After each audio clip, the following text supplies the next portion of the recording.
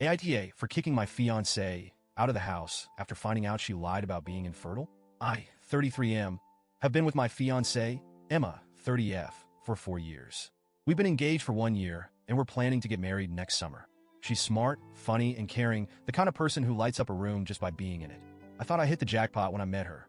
Early in our relationship, Emma told me she was infertile.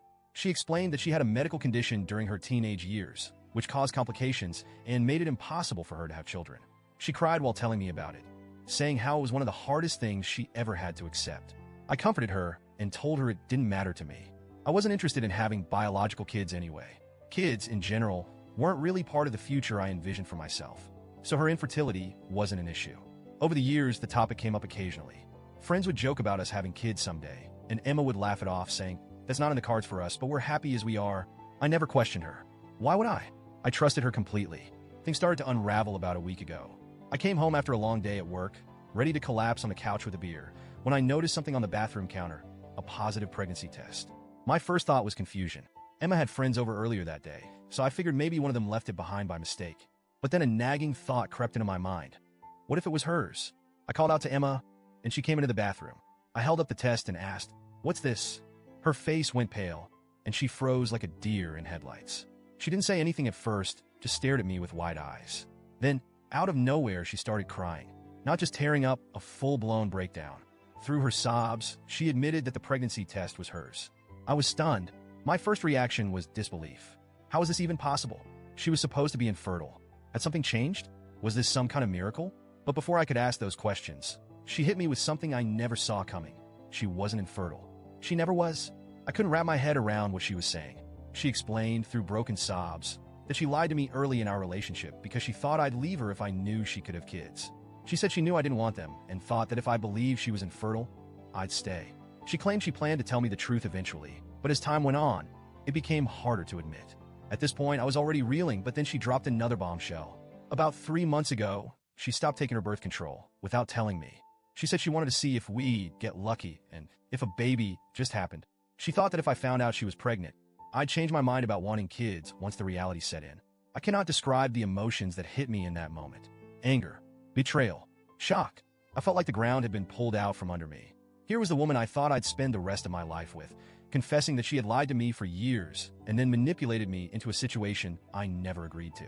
I didn't even know what to say. She kept apologizing, saying she did it because she loved me and wanted us to have a deeper connection through a family. She begged me to understand and forgive her, saying she thought this was the only way to make me see how wonderful fatherhood could be. But all I could feel was rage. This wasn't love. This was control. She took away my ability to make an informed decision about my own life. I told her I needed space to process everything and asked her to leave. I said she could stay with her sister for a while until I figured out what to do next. She cried even harder, accusing me of abandoning her while she was pregnant. She said I was being cruel and heartless, but I held my ground. I told her this wasn't about the baby. It was about the lies and manipulation. She eventually packed a bag and left, but not without a lot of parting words about how I was overreacting. Since then, it's been a non-stop storm of texts and calls from her. She's apologized, begged for forgiveness, and even tried to justify her actions by saying it was all done out of love. Her family has also gotten involved. Her sister called me, saying I was being an asshole for kicking Emma out while she's pregnant. Her parents left me a voicemail, accusing me of being a deadbeat dad for abandoning my child before they're even born. The guilt tripping has been relentless. But here's the thing, I never wanted kids. That's not to say I won't take responsibility for the baby, I will. The child didn't ask to be brought into this mess, and I'll do whatever I need to support them. But I feel trapped. My entire life has been upended because someone I trusted decided my feelings didn't matter. I've spent the past week replaying every moment of our relationship in my head, wondering if there were signs I missed. Did I overlook red flags? Was I naive to trust her so completely? I keep coming back to the same conclusion. No one could have predicted this. She lied to me about something so fundamental, and I believed her because I loved her. Now I don't know what to do. Part of me wants to end the relationship completely. How can I stay with someone who betrayed me like this? But another part of me feels like I should try to work things out for the sake of the baby. Would ending things make me a terrible person? Or am I justified in thinking this is too big to move past? I also don't know how to feel about the baby. It's not their fault, obviously, but I can't shake the feeling of resentment. Every time I think about becoming a father, it feels like a cage closing around me. I didn't choose this. It was forced on me. How do I deal with that without letting it affect the way I treat my child?